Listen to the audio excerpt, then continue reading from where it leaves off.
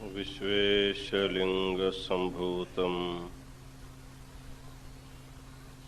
विश्वविद्याविबोधकं विश्ववन्द्यं सदा वन्दे विश्वाराध्यं जगद्गुरुम्। काशी ज्ञान सिंहासन के आदि जगद्गुरु विश्वाराध्य से लेकर विश्वेश्वर शिवाचार्य पर्यंत जो गुरु परंपरा हुई है उसे अनेक प्रणिपात समर्पित करते हुए आज के इस धर्म सभा में उपस्थित समस्त शिवाचार्य गण, काशी वीरशैव विद्वत संघ के समस्त विद्यार्थीगण और इस महान कार्यक्रम में उपस्थित समस्त सद्भक्तगण और माताओं, इस पवित्र शिव के नगरी में विश्व शांति के लिए कोटि बिल्वार्चन का कार्यक्रम अव्याहत गति से चल रहा है। साथ ही साथ संध्याकालीन ज्ञान सत्र में आप सब लोग श्री सिद्धांत शिखामणि के आशीर्वचन भी सुनते जा रहे हैं। हमारा यह अनुष्ठान कार्यक्रम अत्यंत दीर्घकालीन कार्यक्रम है। इसमें अनेक पर्व आएंगे, अनेक त्योहार आएंगे। हमारे इस कार्यक्रम में आषाढ़ मास बीत गया, श्रावण मास समाप्त हुआ, अब भाद्रपद मास शुरू हुआ है। आज चतुर्थी है शुक्ल पक्ष की। भारत के प्रत्येक प्रांतों में गणेश की स्थापना करके उनकी पूजा की जाती है। मनुष्य के अनेक प्रकार के श्रेय कार्यों में विघ्न बार बार आते रहते हैं। इन सभी विघ्नों को दूर करके निर्विघ्न कार्य परिसमाप्ति के लिए गणेश की अर्चना, उनकी आराधना हमारे देश में की जाती है। आज जंगमबाड़ी महामठ में भी गणपति की स्थापना हुई है। उनकी आराधना यथा उचित संपन्न हुआ है और उसी वो गणों के पति है और विघ्न निवारक है। उनकी कृपा से प्रत्येक व्यक्ति को अनेक प्रकार की सिद्धियां प्राप्त होती है और भक्तों के लिए सद्बुद्धि भी प्राप्त होती है। साधकों के लिए सिद्धि की अपेक्षा सद्बुद्धि की नितांत आवश्यकता है। बहुत सी सिद्धियां हो और अष्टैश्वर्य संपन्न हो, यदि बुद्धि अच्छी नहीं रहेगी, उस सारी संपत्ति का यथा उचित उपभोग भी नहीं कर सकता है और उसके द्वारा उसको सुख शांति भी मिल नहीं सकता। यदि हमारे पास कुछ भी नहीं है, यदि हमारे पास अच्छी बुद्धि रहेगी, उस अच्छी बुद्धि के द्वारा ही हमारे पास भौतिक सामग्री कुछ भी नहीं रहते हुए हम शांति से, समाधान से अपना जीवन बिता सकते हैं। इसलिए आप सब लोगों को गणपति से यही प्रार्थना करना होगा कि हमारी बुद्धि अच्छी रहे और उसी अच्छी और विकसित बुद्धि के द्वारा हम अपने आराध्य देव के स्वरूप को अपने आत्म रूप में उसको हम लोग पा सके। इसी हमारे आशीर्वचन के श्रृंखला में सिद्धांत शिखामणि के शरण स्थल को हम लोग पूर्ण करके आज ऐक्य स्थल में पहुंच रहे हैं। यहाँ पर महर्षि अगस्त्य जी का प्रश्न होता है, तामस त्याग संबंधान निर्देशाच्छीलतस्तथा शरणाख्यस्य भूयोश्च कथमैक्य निरूपण।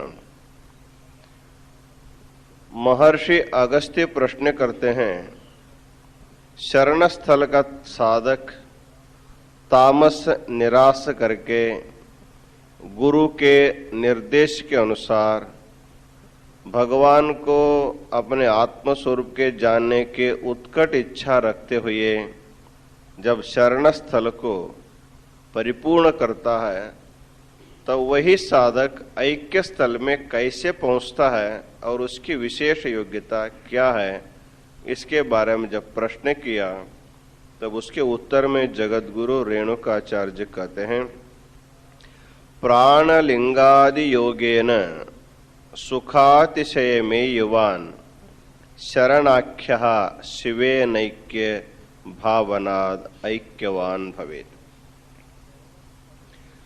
शरण स्थल का जो साधक है वो साधक अपने आराध्य शिव को अपना पति मानता है और अपने को उनका सती मानता है। लौकिक संबंधों में सती पति का संबंध अत्यंत निकट संबंध माना जाता है। कितना भी निकट होगा, कभी कभी वो संबंध भी टूट जाता है। इसलिए वो साधक अपने परमात्मा को अपने पति न मान करके अब उसको अपने आत्मरूप से जब अनुभव करने लगता है तो उसी का नाम ऐक्य स्थल कहा जाता है। शरण स्थल के साधक में आनंद भक्ति रहती है और ऐक्य स्थल के साधक में समरस भक्ति रहती है। वीरशैव सिद्धांत भक्ति के विकास के द्वारा मुक्ति प्रदान करने वाला है। भक्ति जैसे जैसे विकसित होती जाती है वैसे वैसे जीवात्मा परमात्मा के समीप जाता है। भक्ति संकुचित हो जाने से जीवात्मा परमात्मा से दूर जाता है। तो यहाँ पर आनंद भक्ति अर्थात परमात्मा को पति मानकर उसका आनंद का अनुभव करता है शरण स्थल का साधक।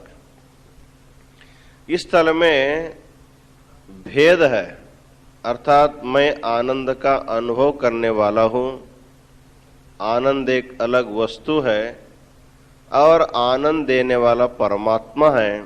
इस प्रकार त्रिपुटी का व्यवहार होता है।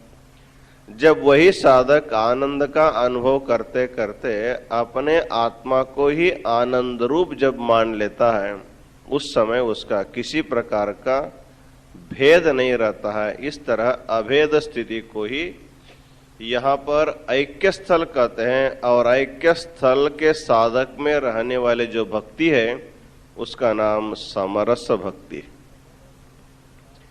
समरस भक्ति का अर्थ है जैसे जल में जल मिलाने से दोनों समान रस हैं,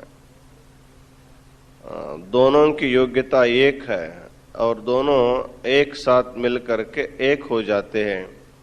और दूध में दूध मिलाने से जैसे दोनों समरस हो जाते हैं, उसी तरह उपासना करने वाला साधक और उपास्य परमात्मा, इन दोनों के बीच में किसी प्रकार का भेद के बिना जब दोनों समरस हो जाते हैं, दोनों एक हो जाते हैं, उसी का नाम है ऐक्य स्थल। और ऐक्य स्थल में रहने वाले का साधक के मन में रहने वाले जो भक्ति है उसका नाम समरस भक्ति है। इसी के स्वरूप को आगे बताते हुए कहते हैं, ऐक्य स्थलमिदं प्रोक्तम चतुर्धा मुनिपुंगव ऐक्यम आचार संपत्ति एक भाजनमेव च सहभोजनमित्येषां क्रमाल्लक्षणमुच्यते। इस ऐक्य स्थल में 4 अवान्तर स्थल होते हैं, तो उनका नाम बताते हैं। पहला ऐक्य स्थल, उसके बाद दूसरा है आचार संपत्ति स्थल, तीसरा है एक भाजन स्थल और चौथा है सहभोजन स्थल। इस तरह 4 अवान्तर स्थलों से यह ऐक्य स्थल युक्त होता है। और इसको क्रमशः पहले ऐक्य क्या होता है उसके बारे में आगे बताते हैं। विषयानंद कणिका निस्पृहो निर्मलाशयः शिवानंद महासिंधु मज्जनाद ऐक्यमुच्यते। संसार में 2 प्रकार के आनंद है, एक है विषयानंद और दूसरा है शिवानंद।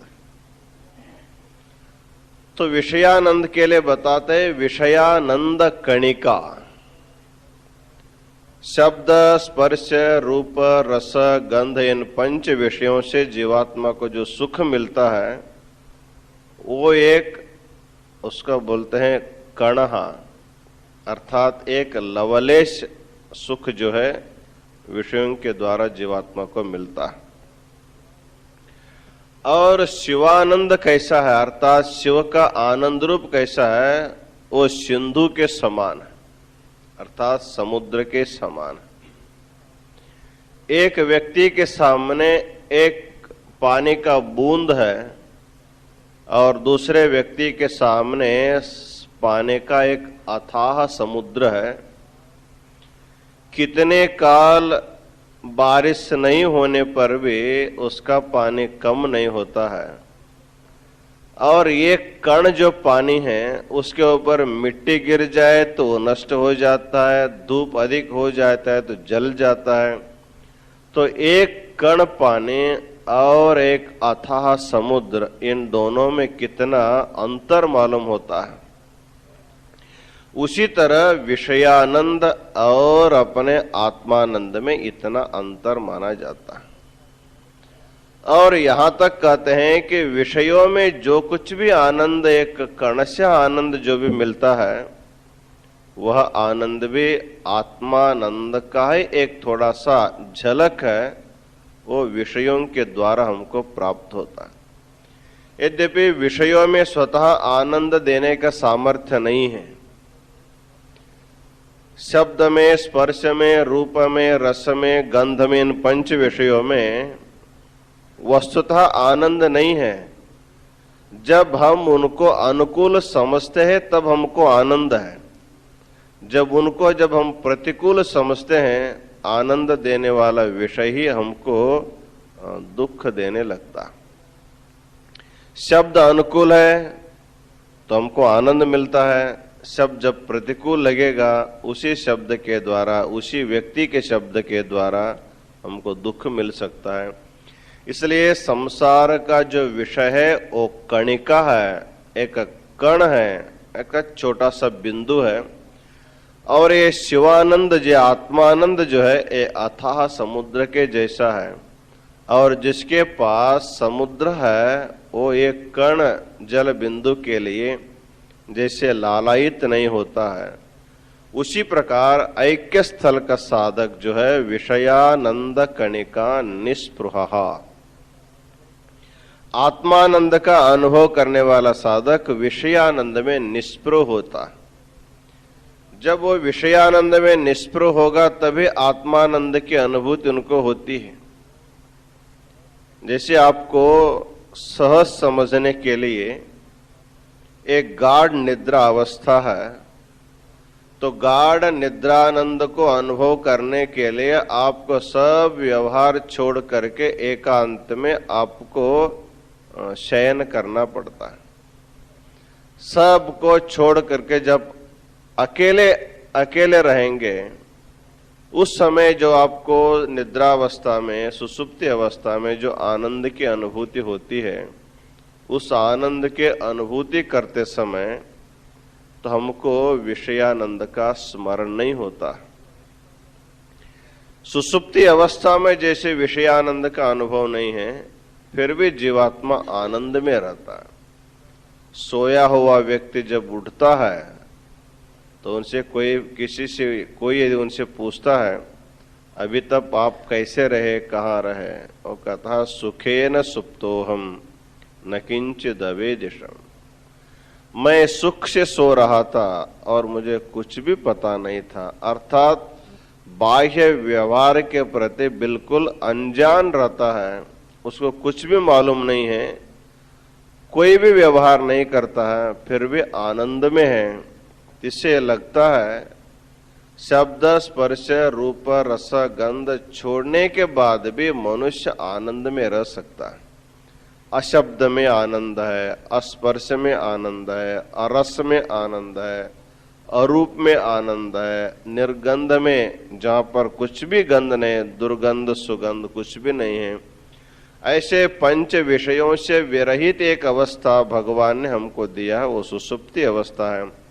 उसमें जैसे विषयानंद के बिना जीवात्मा अपने आत्मानंद में आनंदित रहता है, उसी प्रकार ऐक्य स्थल का साधक विषयानंद कणिका में निष्प्रह होकर के अपने शिव स्वरूप के आनंद में अनुभव करता हुआ उसके साथ सिंधु निमज्जनाद ऐक्य मुच्यते, आत्मानंद रूपी या शिवानंद रूपी समुद्र में वो पूर्ण रूपे ने डूब गया है, निमज्जन उसका हो गया है।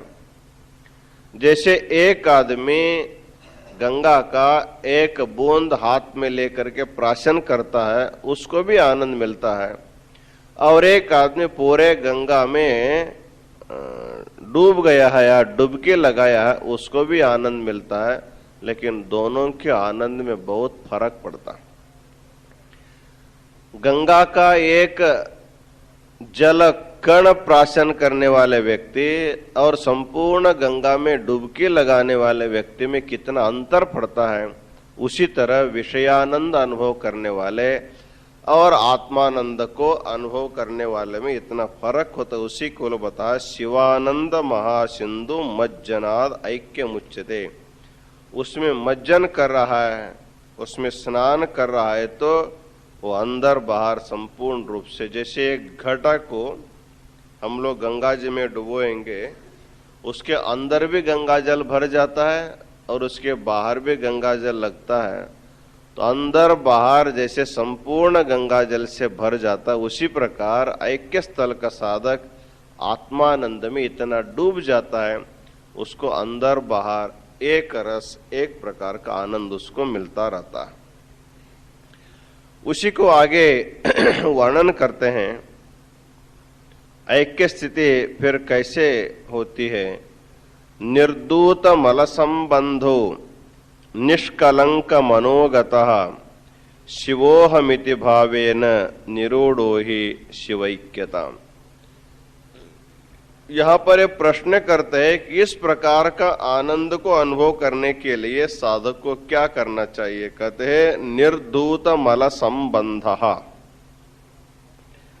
प्रत्येक व्यक्ति के अंतःकरण में 3 प्रकार के मल होते हैं, कार्मिक मल, माय्य मल, आणो मल। तो कार्मिक मल शरीर में रहता है, माय्य मल मन में रहता है, आणव मल अपने बुद्धि में रहता है। इस तरह शरीर, मन और बुद्धि में रहने वाले मल के कारण ही जीवात्मा मलिन होता है। और जैसे मलिन वस्त्र पहना हुआ व्यक्ति कहीं पर भी मलिन स्थान में बैठने के लिए आगे पीछे नहीं देखता है, हमारा वस्त्र ही मलिन है, कहीं बैठने पर कि हमको कुछ होने वाला ना, ऐसे सोच करके कहीं भी बैठ सकता है। लेकिन वही व्यक्ति जब स्वच्छ और साफ सुथरा कपड़ा डाल करके जब जाता है तो नीचे बैठने के लिए कहेंगे तो जल्दी नहीं बैठता, और देखता है कुछ बिछाए नहीं है, ऐसे जमीन पर कैसे बैठा जाता। तो गंदा कपड़ा वाला आदमी सोचता नहीं है, वो झट से बैठ जाता है, और साफ सुथरा स्वच्छ कपड़ा वाला व्यक्ति जमीन पर सहसा बैठता नहीं है। यदि कुछ भी वहां पर नहीं बिछाया रहेगा तो अपने करवस्त्र बिछा करके बैठता है, नीचे नहीं बैठता। अर्थात निर्मल व्यक्ति निर्मल स्थान में बैठना चाहता है। और मलिन व्यक्ति मलिन स्थान में बैठने के लिए कुछ भी जैसे आगे पीछे नहीं करता है। तो यहाँ पर जो है साधक ऐक्य स्थल का जो साधक है वो संपूर्ण निर्मल हुआ, अर्थात उनके मन में मायामल नहीं है। मायामल नहीं रहने के कारण सांसारिक किसी विषय के प्रति उनके मन में प्रलोभन नहीं रहता। आप लोगों को मालूम होगा जब नचिकेता यमलोक में गया था कि 3 दिन तक यम के दरवाजे पर वो बैठा था। 3 दिन के बाद जब यम उनके यमलोक में आते हैं तो एक अतिथि बालक अपने दरवाजे पर बैठा है। तो घर के लोगों से पूछा ये कौन है, कब से बैठा है? ये 3 दिन से बैठा हुआ। तब उनको अंदर स्वागत करके बुलाने के बाद यम ने कहा कि तुम 3 दिन तक मेरे घर के सामने अतिथि होकर के तुमने पानी नहीं पिया, आतिथ्य सत्कार स्वीकार नहीं किया, इससे मुझे दोष लगता है। इसलिए तुमको क्या वर चाहिए? 3 वर मैं तुम्हें दे दूंगा, तुम वर मांगो। तो पहले वर से वो मांगता है कि मेरे पिता एक बहुत बड़ा यज्ञ कर रहा है। यज्ञ में वो जो दान दे रहा है गायों का, गोदान जो कर रहा है, वो एकदम जीर्ण शीर्ण गाय है। उपनिषद में उसका वर्णन आता है, दुग्ध दोहा जगदत तृणाह निरिंद्रियाः। उसको घास खाने की शक्ति नहीं है, पानी पीने की शक्ति नहीं है, तो दूध देना तो दूर ही रहा। ऐसे जीर्ण शीर्ण गायों को मेरे पिता यज्ञ में दान दे रहा है। इतना दूषित दान देने से हमें ऐसा लगता है कि उनको यज्ञ का फल नहीं मिलता है। यदि आप मुझे वर देना चाहते हैं तो मुझे किसी वस्तु की जरूरत नहीं है, मेरे पिता को मेरे यज्ञ का फल उनको मिलना चाहिए, ये मेरा पहला वर है। उनका ठीक है, तथास्तु, तुम्हारे पिता को वर मिल जाएगा। और दूसरी बात उन्होंने पूछा कि मैं आपके यहाँ जो अतिथि बन के आया हूँ, मुझे आप यहीं रख लेंगे तो या मुझे वापस भूलोक में भेजने वाले हैं? उन्होंने कहा कि तुमको मुझे रखना नहीं है, मैं तुमको वापस भेज दूंगा। तो यदि मुझे वापस भेज देंगे, मेरे पिता मुझे पहचानना चाहिए। परलोक गए व्यक्तियों को सब भूल जाते जल्दी, परस्थल जाएंगे तो भूलेंगे नहीं। आप अपने अपने गांव छोड़ करके काशी आए हैं तो हजारों किलोमीटर प्रयाण करके आए हैं, 1 महीना 2 महीना 3 महीना रह करके जब गांव जाएंगे तो आपके लोग पहचानते आपको। कैसे रहे, काशी में कैसे रहे, पूजा कैसे हुआ, क्या क्या करते थे, ये सब बातें आपसे पूछेंगे।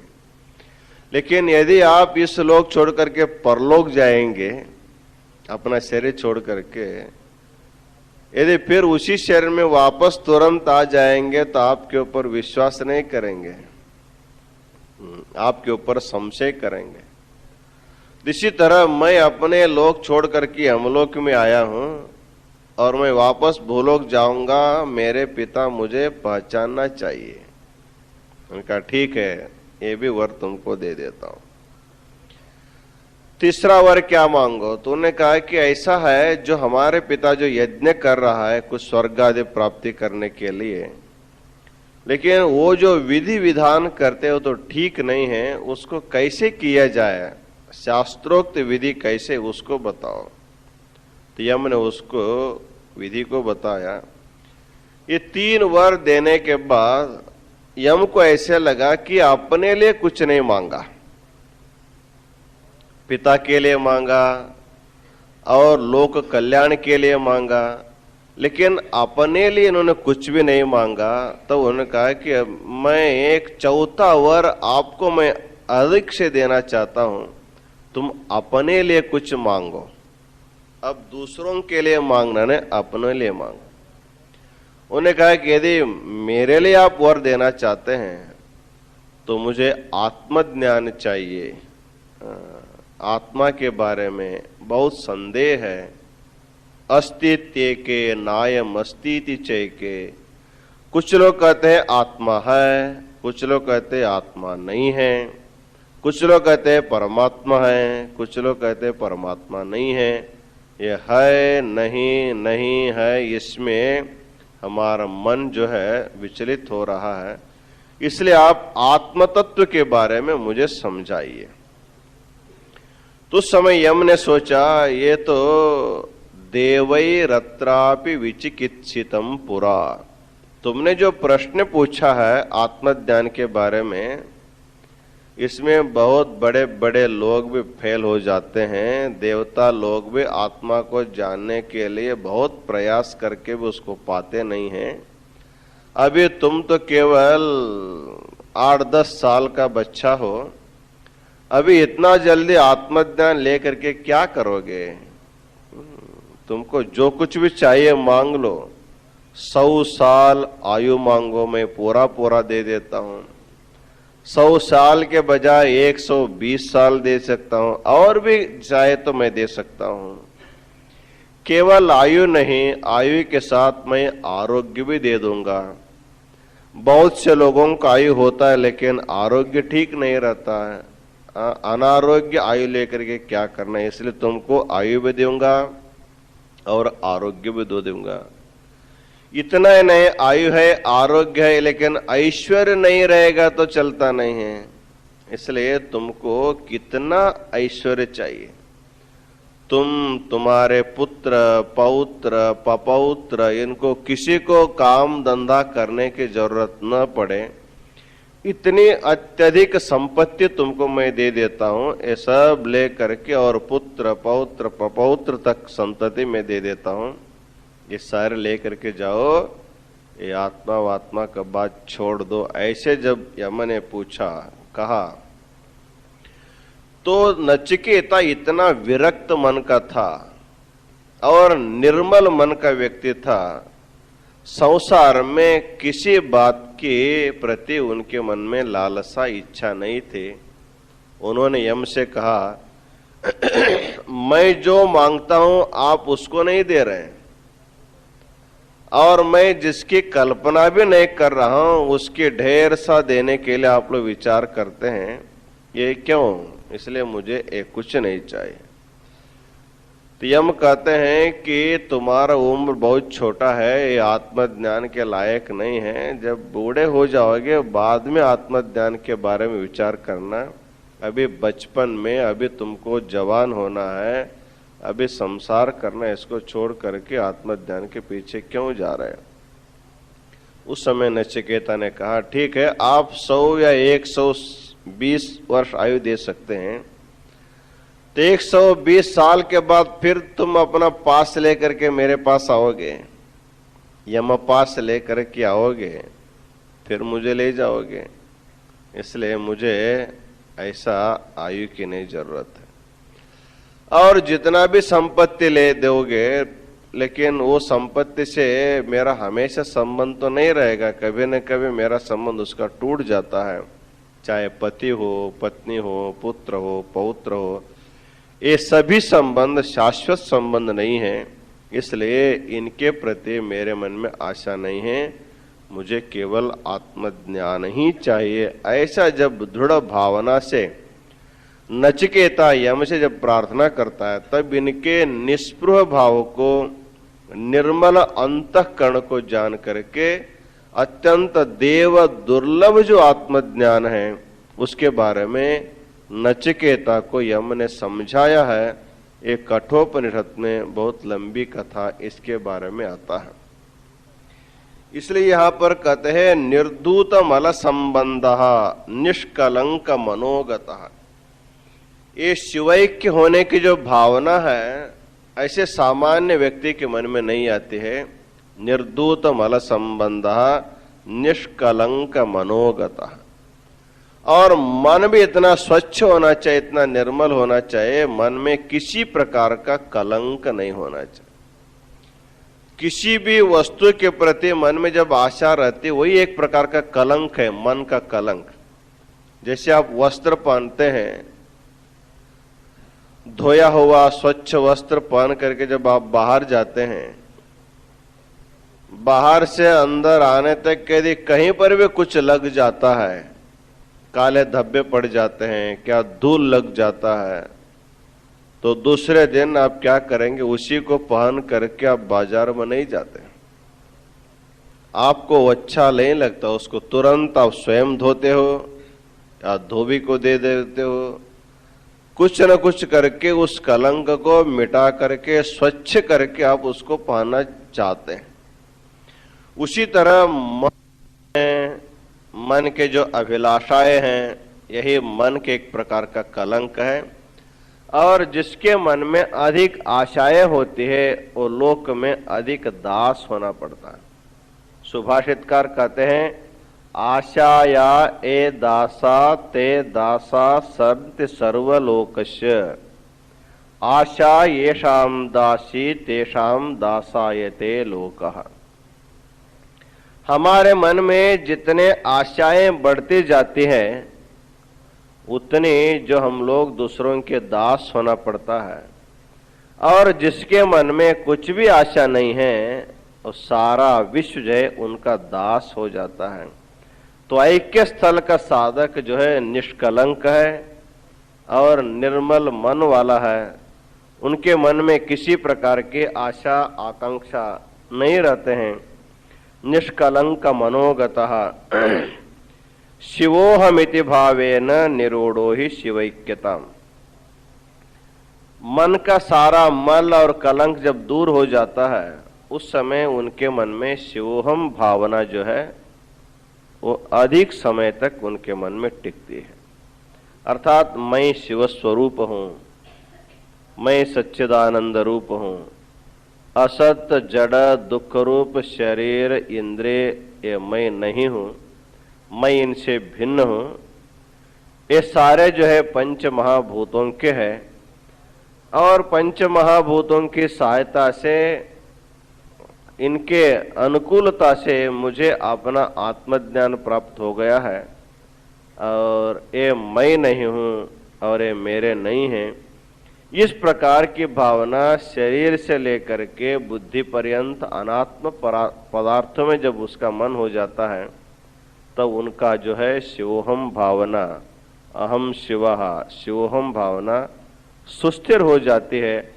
जब साधक के मन में शिवोहम भावना सुस्थिर हो जाती है, तब वह शिव के साथ एक हो जाता। अहम शिवः, पहले अहम अलग था, शिव अलग था, मैं अलग और शिव अलग, इस प्रकार भेद से व्यवहार होता था।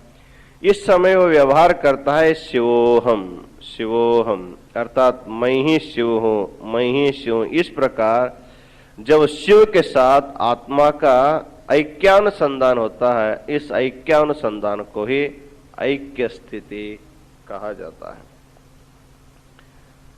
तो आगे कहते हैं, शिवे नैक्यम समापन्नश्चिदानंद स्वरूपिणा न पश्यति जगज्जालम माया कल्पित वैभवम। जब साधक शिवोहम भावना के साथ अपनी साधना को बढ़ाते हुए जब शिव के साथ ऐक्य स्थिति में पहुंच जाता है, तो कहते हैं न पश्यति जगज्जालम। ये संपूर्ण विश्व को और प्रपंच के रूप में अब वो नहीं देखता है। उनके दृष्टि में अब जगत नहीं है, उनके दृष्टि में पंच महाभूत नहीं है, उनके दृष्टि में सारा विश्व जो है शिव स्वरूप हो जाता है। अर्थात शिव जगन्म स्थल में पीछे बताया गया है कि पत्र शाखादि रूपेण यथा तिष्ठति पादपः तथा भूम्यादि रूपेण शिव एको विराजते। तो पहले स्थिति में यह पृथ्वी है, यह जल है, यह वायु है, यह आकाश है, इस प्रकार व्यवहार करता था।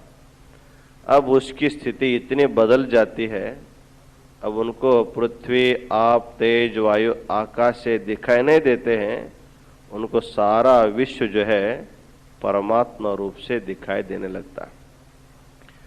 प्रपंच कैसा दिखाई देता है उसको यदि देखा जाए, हम जैसे देखना चाहेंगे वैसे प्रपंच दिखाई देता है।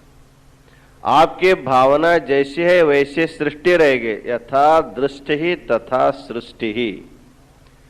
दृष्टि बदल गई तो सृष्टि बदल गई, दृष्टि नहीं बदली तो सृष्टि नहीं बदलती है।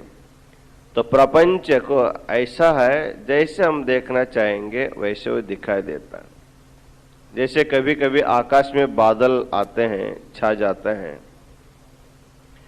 तो बच्चे बादल को देखते रहते हैं। तो बादल के जो उसके आकार प्रकार होता है, वो आकार प्रकार किसी को कुछ दिखाई देता है, किसी को कुछ दिखाई देता है। जिसकी मन की भावना जैसी है वैसे वो बादल जैसे दिखाई देते हैं। उसी प्रकार यह संसार जो है, वस्तुतः विचार किया जाए, सृष्टि होने से पहले संपूर्ण विश्व परमात्मा रूप ही था, और सृष्टि होने के बाद हमारे भेद बुद्धि के कारण ये सृष्टि अलग अलग अलग अलग दिखाई देती है। और जब साधक ऐक्य स्थिति में पहुंचता है तो उस समय उनके भेद बुद्धि संपूर्ण नष्ट हो जाती है और पुनः समरस रूप में एक स्थिति में आ जाती। जैसे व्यवहारिक दृष्टि से देखेंगे, एक कुलाल जो है, कुम्हार जो है, अनेक प्रकार के मिट्टी के बर्तन तैयार करता है। तो मिट्टी के बर्तन तैयार करने से पहले वो सारे मिट्टी को एकत्र करता है और उसमें पानी डाल करके उसको एकदम मृदु करता है। तो पात्र बनने से पहले मिट्टी का ढेला एक तरफ रखा हुआ है, और कुछ ही समय के बाद अपनी सारी सामग्रियों को लेकर के उसी मिट्टी को नाना प्रकार का आकार देता है, प्रकार देता है। और हमारे सामने अनेक पात्र जब बन करके तैयार दिखाई देते हैं, उस समय हम उसको मिट्टी नहीं समझते हैं, उसको पात्र समझते हैं। यद्यपि देखा जाए सभी पात्र मृण्मय हैं, मिट्टी के ही पात्र हैं। मिट्टी को अलग अलग आकार मिल गया तो पात्र नाम आ गया, और जब टूट करके फिर गिर जाते हैं तो मिट्टी फिर मिट्टी के रूप में हो जाता है। तो वस्तुतः विचार किया जाए, मिट्टी मिट्टी रूप में रहते हुए जैसे अनेक आकार को धारण कर लेती है, सुवर्ण सुवर्ण रूप में रहते हुए जैसे अनेक आभूषण के रूप में परिवर्तित होता है। आभूषण के रूप में परिवर्तित होने पर भी स्वर्ण के स्वरूप जैसे बिगड़ता नहीं है। चाहे आप सोने के आभूषण खरीदो या बिना आकार के स्वर्ण खरीदो, जैसे दोनों बराबर हो जाता है, उसी प्रकार हमारी दृष्टि जब आकार में बदल जाती है तो हमको संसार दिखाई देता है। जब हमारी दृष्टि निराकार में चली जाती है तो सारा विश्व निराकार परब्रह्म परमात्मा रूप में दिखाई देता है। तो सृष्टि देखने की दृष्टि जिसकी जैसी होती है वैसे सृष्टि दिखाई देती है। लेकिन यहाँ पर कहते हैं शिवे नैक्यम समापन्नः चिदानंद स्वरूपिणा। सच्चिदानंद रूपी परमात्मा के साथ जिस साधक का मन ऐक्य रूप में समरस हो गया है, वह न पश्यति जगत जालम माया कल्पित वैभवम। ये संपूर्ण माया प्रपंच उसको दिखाई नहीं देता है और संपूर्ण विश्व को परब्रह्म के रूप में, परमात्मा के रूप में देखने लगता है।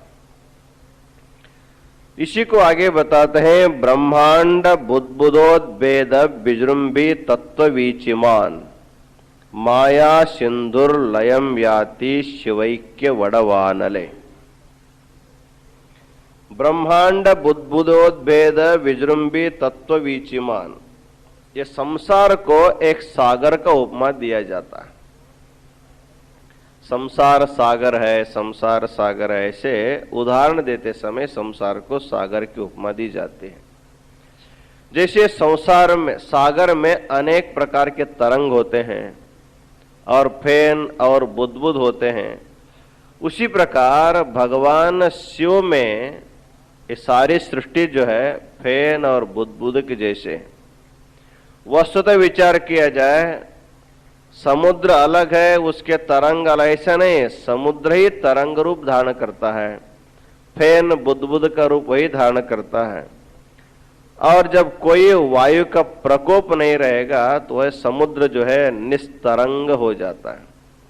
समुद्र किनारे जब कहीं पर आप जाएंगे तो बहुत बड़े बड़े लाटे आते रहते हैं, फेन आते रहते हैं, बुदबुद आते रहते हैं, लेकिन समुद्र के बीच बीच में यदि कोई जाता है तो वहां पर तरंग नहीं रहता, वहां निस्तरंगाम्बुधि, वहां पर कोई तरंग नहीं होते, क्योंकि किनारे में वायु का उसका प्रहार अधिक होने से पानी तरंग का रूप धारण करता है, और बीच में जाने के बाद जैसे वो निस्तरंग समुद्र रहता है, उसी प्रकार यहाँ कहते हैं समुद्र में जैसे फेन बुदबुद तरंग आते हैं, लेकिन समुद्र को सुखाने के लिए एक अग्नि समुद्र में ही भगवान ने रखा है। अनेक प्रकार की अग्नि हैं, आकरज अग्नि है, भूत अग्नि है, विद्युत अग्नि है, वड़वाग्नि है, उदराग्नि है। सभी व्यवहार के लिए अग्नि का आवश्यकता है।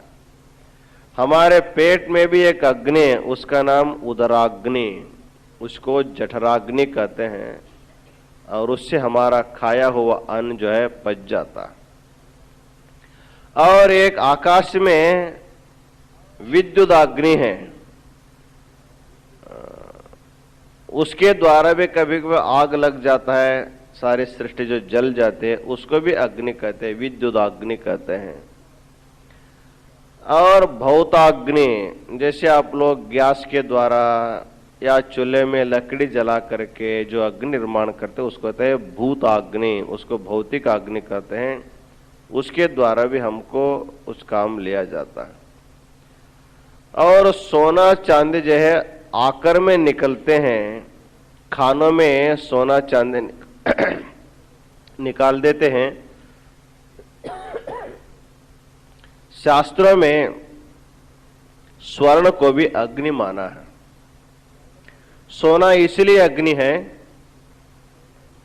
उसको अग्नि में डालने के बाद वो जलता नहीं है, उसमें जो कुछ भी मिलावट रहेगा तो वो जल जाएगा, लेकिन अग्नि अग्नि को जैसे नहीं जलाता है उसी तरह अग्नि सोने को नहीं जलाता है, इसलिए सोना भी एक प्रकार का अग्नि है।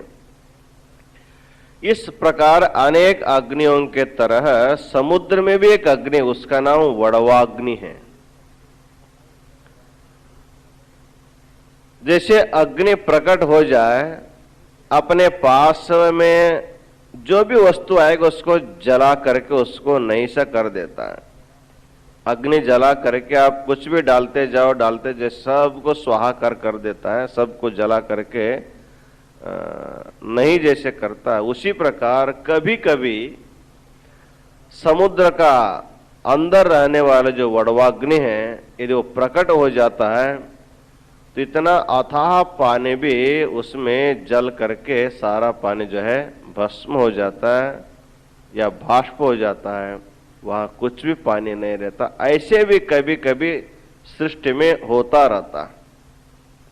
तो उसका उदाहरण देते यहां पर, जैसे वड़वाग्नि प्रकट होने के बाद समुद्र में जैसे पानी बुदबुद तरंग सब जैसे उसमें विलीन हो जाते हैं, उसी प्रकार माया सिंधुर लयम याति शिवैक्य वड़वानले। शिवैक्य ज्ञान भी एक प्रकार का वड़वाग्नि है। शिवैक्य ज्ञान, अहम शिवः, मैं शिव स्वरूप हूं, इस प्रकार की अग्नि, उसको ज्ञानाग्नि भी कह सकते हैं। यह ज्ञानक जब प्रकट हो जाता है तो इसमें माया सिंधु जो है, माया सागर जो है अपने आप उसमें विलीन हो जाता। तो माया सिंधु क्या है? मैं और मेरा जो भाव है यही माया सागर है, माया समुद्र है। ये संकुचित भावनाएं जो है, शिवोहम भावना उदित होने के बाद अहम मम, मैं मेरा जो भाव है, ये भाव संपूर्ण रूप से नष्ट हो जाता है। इसी को माया समुद्र कहते हैं, इसी को माया सागर कहते हैं। शिवैक्य वड़वाग्नि उदित होने के बाद मेरा पन का जो संकुचित भाव है, ये संकुचित भावना रूपी माया समुद्र जो है नष्ट हो जाता है। इस प्रकार ऐक्य स्थिति पाने के बाद सांसारिक भावनाएं उनके मन में नहीं रहती है। उसी को पुनः विशद रूप से आगे बताते हैं। माया शक्ति तिरोधाना छिवे भेद विकल्पना आत्मनस्तद्विनाशे तो नाद्वैतात् किंचिद इष्यते। माया शक्ति तिरोधाना छिवे भेद विकल्पना, हमको हमारे दृष्टि में सब अनेक प्रकार की जो भेद दिखाई देता है, इस भेद दिखाई देने के लिए कारण क्या है तो बताते हैं माया शक्ति तिरोधानात्, हमारे मन में माया शक्ति का आच्छादन होने से हमको सारा विश्व भिन्न भिन्न प्रकार से दिखाई देता है। ये मेरे है, ये उनके है, इस प्रकार के जो भेद दिखाई देता है वो माया शक्ति प्रत्येक व्यक्ति के मन में तिरोभाव किया, अर्थात अपने स्वरूप को आच्छादित करके वास्तविक स्वरूप को दिखाई देने के लिए प्रतिबंधक हो जाता है। और जिसके भी मन में माया शक्ति का तिरोधान है उसको सारा विश्व भिन्न भिन्न भेद से दिखाई देता है। जैसे वो तिरोभाव हट जाता है उस समय उसके मन में भेद न होते हुए संपूर्ण अद्वैतात् न किंचिद इष्यते। आत्मज्ञान के द्वारा यह माया शक्ति का तिरोधान नष्ट हो जाने के बाद उसके में अद्वैत के बिना कुछ भी नहीं रह जाता, संपूर्ण अद्वैत की भावना होती है। तो यहाँ पर ये प्रश्न करते हैं, इससे पहले आप साधक और परमात्मा के बीच में अनेक संबंध बताए थे, पति पशु भाव के बारे में, सती पति भाव के बारे में। तो भगवान को पति मानो, अपने को सती मानो, और भगवान को पति मानो, अपने को पशु मानो। इस प्रकार जो आपने इससे पहले बताया था, तो ये पति पशु भाव या सती पति भाव पर ये भाव कहाँ जाएंगे? तो उसके लिए कहते हैं पशुत्वंच पतित्वंच माया मोह विकल्पितम तस्मिन् प्रलयमापन्ने कः पशु को नु वा पतिः। ये पतिभाव पशुभाव जो है ये सभी माया कल्पित है। जब तक माया है तब तक उसकी कल्पना है, उसकी सृष्टि है। जब माया नहीं रहेगी तब माया अपने संपूर्ण सृष्टि को लेकर के वो विलय हो जाती है। इसलिए ऐक्य स्थिति में गया हुआ जो व्यक्ति है उनके मन से माया निवृत्त हो जाने के कारण वो भगवान में पहले जो मानता था पति पशु भाव या सती पति भाव, ये भाव दूर हो जाता है और वो पति न मान करके उसको अपना स्वरूप मानता है। इस तरह ऐक्य स्थिति में किसी प्रकार का भेद व्यवहार नहीं होता है। इसको आगे फिर बताते हैं, घोर संसार सर्पस्य भेद वल्मीकशायिनः बाधकम परमाद्वैत भावना परमौषधम। जैसे वल्मीक में सर्प का निवास होता है और उसको सर्प को नष्ट करने के लिए हमको किसी न किसी उपाय का उपयोग जैसे करना पड़ता है, उसी प्रकार कहते हैं ये संसार रूपी जो सर्प है वो भेद भावना रूपी वल्मीक में उसका निवास होता है। तो भेद भावना मनुष्य के अंदर कितने प्रकार के भेद भावनाएं होती है? तो शास्त्रकारों ने इन भेदों को 5 प्रकार माना है। पहला है जीव ईश्वर का भेद, दूसरा है जीव जीव का भेद, तीसरा है जीव जड़ का भेद, और जड़ ईश्वर का भेद और जड़ जड़ का भेद, ये 5 प्रकार का भेद संसार में कुल मिलाकर के भेद 5 प्रकार का। जीव ईश्वर का भेद है, अर्थात जीव ईश्वर नहीं हो सकता, इस प्रकार जो भेद है उसको जीव ईश्वर का भेद कहते हैं। जैसे जीवात्मा ईश्वर से भिन्न है, उसी प्रकार जीव जीवों में भी भेद है। अभी इस सभा भवन में आप कई लोग बैठे हैं, आप परस्पर जानते हैं कि मैं अलग हूं, आप अलग है, मेरे कमरा अलग है, आपका कमरा अलग है, मेरे कपड़े अलग है, आपका कपड़ा अलग है। इस प्रकार जब हम भेद व्यवहार करते हैं, भेद व्यवहार जो है परस्पर जीव जीवों का भेद है। ईश्वर के साथ भेद ही है और जीव जीव अपने में भी भेद करते हैं। और जीव जड़ का भी भेद है, जैसे घर है, घर में रहने वाला जीवात्मा है, दोनों एक नहीं है। मैं अलग हूं, मेरा घर अलग है, इस प्रकार जीव जड़ का भेद है। और जड़ और ईश्वर का भी भेद है, प्रपंच अलग है, परमात्मा अलग है, इस प्रकार जड़ के साथ परमात्मा का भेद है। और इसके साथ ही साथ जड़ जड़ का भी भेद है। आपके घर में अनेक पात्र है, अनेक वस्तु है, अनेक कपड़े लगते होते हैं, ये भी परस्पर भिन्न होते, सभी एक नहीं होते।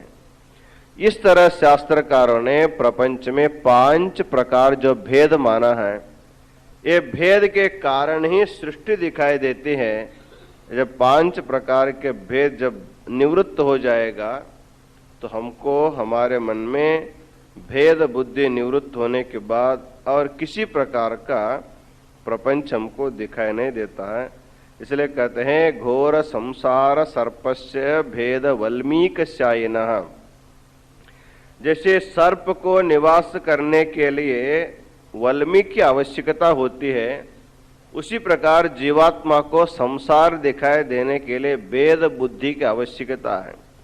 यदि भेद बुद्धि नहीं है तो संसार नहीं है, तो भेद बुद्धि है तो संसार है। जैसे वल्मीक में सर्प निवास करता, उसी प्रकार संसार जो है भेद बुद्धि के आश्रय में रहते हैं। जब अद्वैत भावना के द्वारा हमारी भेद बुद्धि नष्ट हो जाती है तो किसी प्रकार का द्वैत भावना नहीं रहता है। आगे उसी को कहते हैं भेद बुद्धि समुत्पन्न महासंसार सागरम अद्वैत बुद्धि पोतेन समुत्तरति देशिका। एक दूसरा उदाहरण देते हैं, वड़वाग्नि के द्वारा संपूर्ण समुद्र को नष्ट करने के एक उदाहरण बताया। अब हमको संसार को नष्ट करना नहीं है, हमको उससे पार हो जाना है। पानी रहे हमसे क्या मतलब है, पानी को जला करके नष्ट करने की जरूरत नहीं, उस पानी से हम पार हो जाए, नदी से पार होना मुख्य है। तो कहते हैं अद्वैत भेद बुद्धि समुत्पन्न महासंसार सागरम।